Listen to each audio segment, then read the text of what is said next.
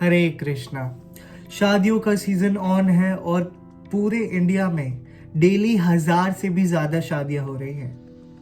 अब जैसे ही आप एक हिंदू वेडिंग को इमेजिन करते हैं तो आपके दिमाग में सबसे पहले आता है बहुत सारे रिचुअल्स और बहुत सारे steps in the marriage. And आजकल के जेनजीज की तरह इंक्लूडिंग मी थॉट कि जब भी किसी भी रिलीजन में या किसी कल्चर में शादी होती है तो उसमें बहुत सारी टेक्निकलिटीज या बहुत सारी अलग अलग चीजें होती है जो कि हर रिलीजन में डिफरेंट होती है। But a thing that remains same in each and every culture or religion is the first meeting of the family. When the family of both the bride and the groom meet for the first time, जिसे north India में रोका या रिश्ता तय करना जैसे term से जाना जाता है। फर्स्ट मीटिंग में ब्राइड और ग्रूम एक दूसरे के परिवारों से मिलते हैं। If you talk about arrange marriages, उसमें ब्राइड और ग्रूम मोस्ट प्रोबेबली पहली बार ही मिल रहे होते हैं एक दूसरे से भी। वो आपस में कुछ समय तक बातें करते हैं और एक दूसरे के लाइक्स और डिसलाइक्स को जानकर एक रफ आइडिया लगाने की कोशिश करते हैं कि सामने वाले इंसान की पर्सनालिटी क्या है। And on the other hand parents decide करते हैं कि अगर लड़का और लड़की शादी के लिए तैयार है तो उनका पूरा बजट क्या होगा। And they exchange gifts to solidify the bond. But I thought कि arranged marriage is not suitable for everyone. और पहले के टाइम पे तो सिर्फ अरेंज मैरिजेस का ही ऑप्शन हुआ करता था। एंड आई थॉट कि इंडिया में जोर जबरदस्ती से शादी कराई जाती थी, love marriages were not supported.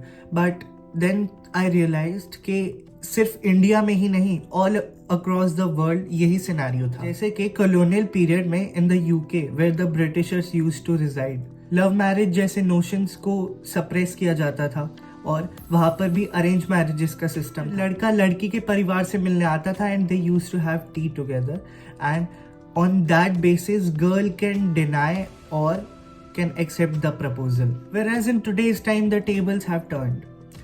आजकल लव मैरिजेस पर ज्यादा ध्यान दिया जा रहा है और लोग डिस्पाइट ऑफ देयर सोशल और cultural background, despite of their financial background, लोग लव मैरिजेस प्रेफर कर रहे हैं rather than arrange marriages. Because पहले अरेंज मैरिजेस में 100 फैक्टर्स को देखा जाता था। पहले social background, cultural background, interpersonal relationships, financial stability, इन सब चीज़ों को देखकर एक शादी तय की जाती थी। बट नाउअडेज लव मैरिज का चलन है। अब it doesn't matter if a person is socially और कल्चरली डिफरेंट और have a stable income or not.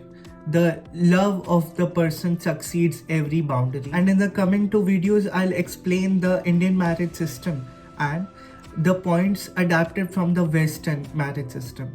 But do you know, when I was researching for the concept of arranged marriages, I got to know a very interesting and a new fact. जब भी आपके घर में कोई शादी हो रही होती है तो आपने कुल या गोत्र जैसे शब्द तो सुने ही होंगे, या किसी हवन या बड़ी पूजा के टाइम पे भी आपसे आपका गोत्र पूछा जाता है।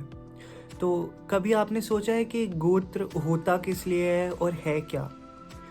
Actually, our forefathers were very intelligent and they knew about a very intense and complicated biological thing which is called gene transference. जब एक बच्चा बॉर्न होता है तो वह अपने माँ और पिता दोनों के जीन्स को मिलाकर बॉर्न होता है।